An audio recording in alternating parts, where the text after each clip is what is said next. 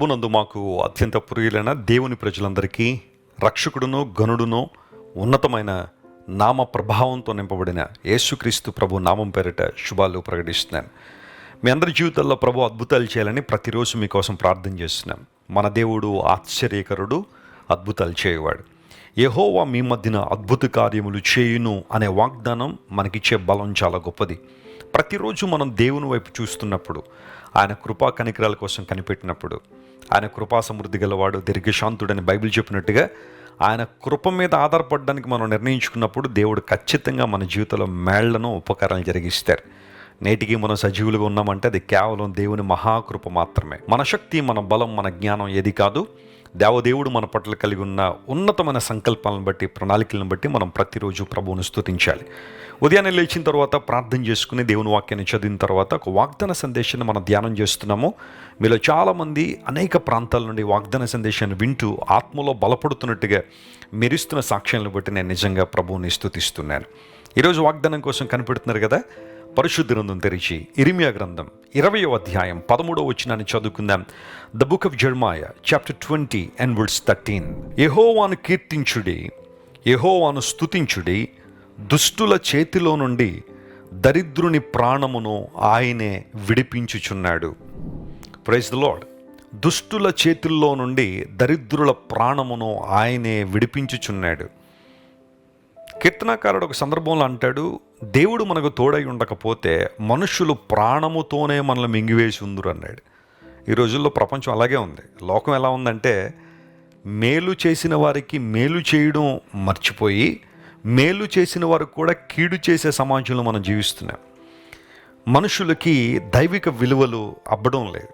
ఎటు చూచిన భయంకరమైన కార్యాలు, ఎటు చూచిన దోపిడీలు, ఎటు చూచిన మానభంగాలు, ఎటు చూచిన స్వార్థం, ఎటు చూచిన ఆక్రోశం, ఎటు చూచిన భయంకరమైన కోపం ప్రపంచంలో చలమణవుతున్న ఈ రోజుల్లో దరిద్రుల ప్రాణములను ప్రాణముతోనే మింగివేయాలని చూస్తున్న ఈ ప్రపంచంలో దేవుడు దరిద్రుల ప్రాణాన్ని విడిపిస్తున్నాడని బైబిల్ సెలవిస్తూ ఉంది.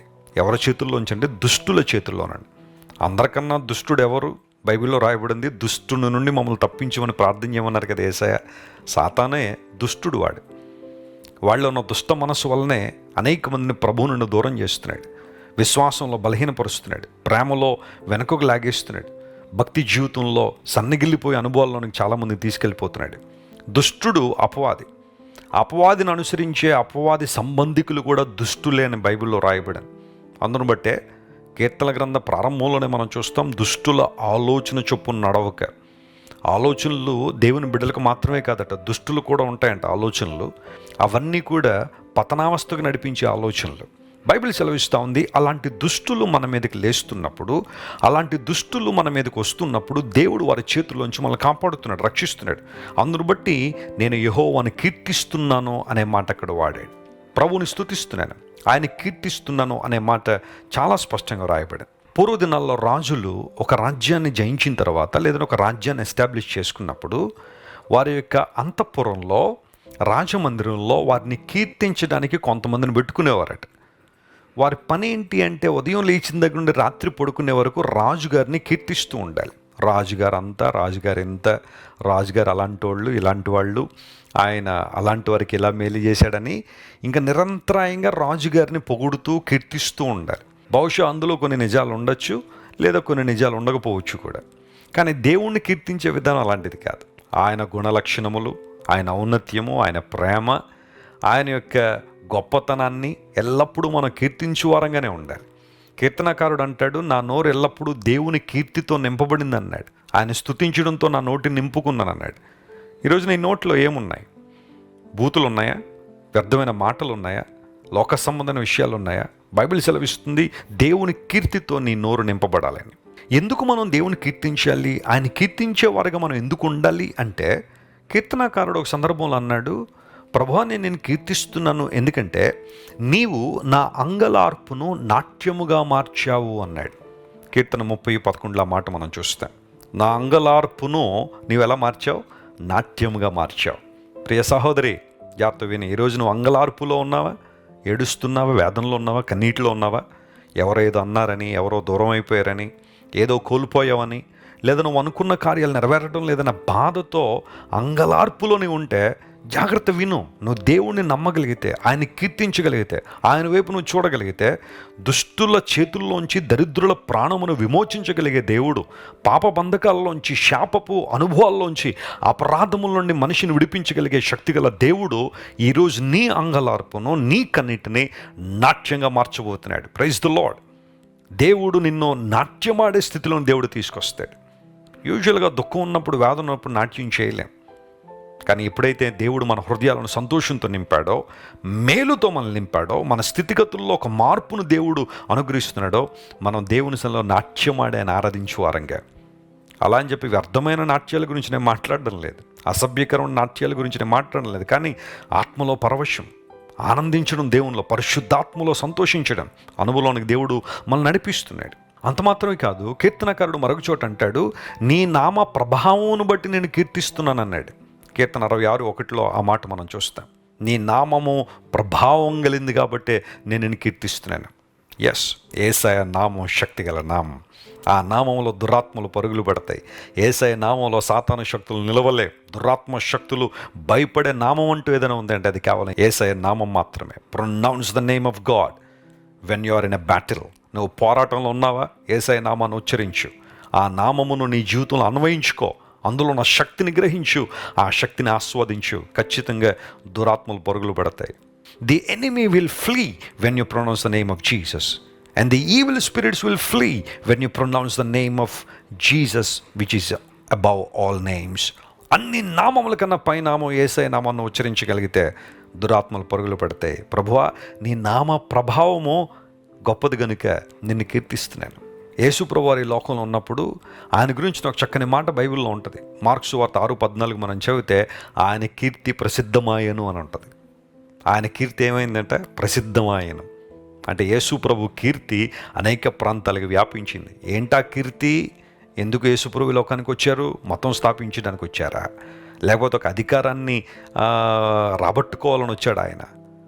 రాజ్య పరిపాలన చేయాలని, భౌతికంగా పరిపాలించాలని యేసుప్రభు వచ్చారా? కాదు కదా. ఆయన కీర్తి ఎందుకు ప్రసిద్ధమైంది? ఆయన పరలోక రాజ్య సంగతులు బోధిస్తున్నారు. ఆయన రక్షకుడు, ఆయన స్వస్థపరిచే దేవుడు, విడుదలిచ్చే దేవుడు. ఆయన ఆజ్ఞాపిస్తూ ఉంటే దురాత్మలు పరుగులు తీస్తున్నాయి. ఆయన కీర్తి మొత్తం ప్రసిద్ధమైంది. దేవుని బిడ్డలారా, మన దేవుడు కీర్తి గలవాడు గనుక మనము ఆయనను కీర్తింపబద్దులమై ఉన్నాం. దుష్టుల చేతుల్లోంచి దరిద్రుల ప్రాణమును విమోచించే దేవుడు మనకున్నాడు గనక ఆయన ఇచ్చిన విమోచన బట్టి, విడుదలను బట్టి ప్రభువును స్తుతిస్తూ ఈరోజంతా ప్రభువును గణపరుద్దాం. దేవుడు మిమ్మల్ని దీవించి బలపరిచి ఆశీర్వదించినగాక. చిన్న ప్రార్థన చేసుకుందాం. ప్రేమగల తండ్రి, మీరు మాకు ఇచ్చిన చక్కని వాగ్దానాన్ని బట్టి నీకు వందనాలు. వాగ్దాన సందేశం ద్వారా ప్రతిరోజు మమ్మల్ని బలపరుస్తున్నారు. యెహోవాను కీర్తించుడి, ఆయన దుష్టుల చేతుల్లోంచి దరిద్రుల ప్రాణమును విమోచించుచున్నాడు లేదా విడిపిస్తున్నాడని భక్తుడు చెప్పినట్టుగా నీవు మమ్మల్ని విమోచించావు గనుకనే, విడిపించావు గనుకనే నిన్ను స్తుతించు వారంగా, నిన్ను గణపరుచు వారంగా, ప్రభువా నిన్ను మహింపరుచు వారంగా మేము ఉన్నాం. పరిశుద్ధాత్మదేవా, నీ సంకల్పాలను బట్టి మమ్మల్ని అనేక సమయాల్లో బలపరుస్తున్న విధానాన్ని బట్టి నీకు స్తోత్రాలు చెల్లిస్తున్నాం. ఈరోజు మా ప్రియులు ఎంతమంది అయితే సమస్యల్లో, ఇబ్బందుల్లో, ప్రతికూల పరిస్థితులు ఉన్నారో వారందరినీ మీరు ముట్టండి, బలపరచండి, శక్తితో నింపండి, ఆశీర్వదించండి. నువ్వు గొప్ప దేవుడు గనుక నీకు వందనాలు. ఘనత మహిమ నీకే చెల్లిస్తూ యేసు నామం పేరిట అడిగి వేడుకొనిచున్నాం తండ్రి. Amen, amen. God bless you dear friends. Have a wonderful day. Christ Worship Centre ఓ బలమైన సంఘ ఉద్యమం. కొన్ని సంవత్సరాల క్రితం కేవలం 2తో ప్రారంభించబడిన పరిచర్య నేడు ప్రపంచవ్యాప్తంగా లక్షలాది మందిని ప్రభావితం చేయుచున్నది. రాజమండ్రి, సికింద్రాబాద్, బెంగళూరు, నెల్లూరు, దుబాయ్, బహ్రైన్, కరీంనగర్, విశాఖపట్నం, గద్వాల్, కొవ్వూరు, మలకపల్లి, శ్రీలంక, భూటాన్, అడ్డతీగల, పాలమూరు, ఒంగోలు, బళ్ళారి, కోరుకొండ, పోతవరం, నల్లజర్ల, వెంకటరామయ్యగూడెం, మచిలీపట్నం, ఇందిరానగర్లతో పాటు అనేక గ్రామాల్లో క్రైస్ట్ వర్షిప్ సెంటర్ ఆరాధనలు జరుగుచున్నవి. వాక్య సంబంధమైన ఉద్యమంలో, పరిశుద్ధాత్మ సంరక్షణలో కొనసాగాలనుకునే ప్రతి ఒక్కరికి మా ప్రేమపూర్వక ఆహ్వానాన్ని అందిస్తున్నాము. రండి, ఆత్మతో సత్యముతో ప్రభువైన యేసు క్రీస్తును ఆరాధిద్దాం. మీరు ఇంతవరకు విన్న దైవ సందేశం మరియు దేవుని సేవకులు చేసిన ప్రార్థన మీకు ఆశీర్వాదకరముగా ఉన్నదని విశ్వసించుచున్నాము. ఈ సందేశాన్ని మీ స్నేహితులకు, బంధువులకు షేర్ చేయండి. మీకు ఏదైనా ప్రార్థన అవసరత ఉన్నచో మా ఫోన్ నంబర్లకు కాల్ చేయండి. దేవుడు మిమ్మల్ని ప్రేరేపిస్తే విశ్వాసంతో సాగుచున్న ఈ పరిచర్యను ప్రోత్సహించండి. మరిన్ని వర్తమానాలు, పాటలు వినుటకు జాన్ వెస్లీ మినిస్ట్రీస్ అను మా యూట్యూబ్ ఛానల్ను సబ్స్క్రైబ్ చేసుకొనండి. ప్రభువైన యేసుక్రీస్తు కృప మీకు తోడైండును గాక.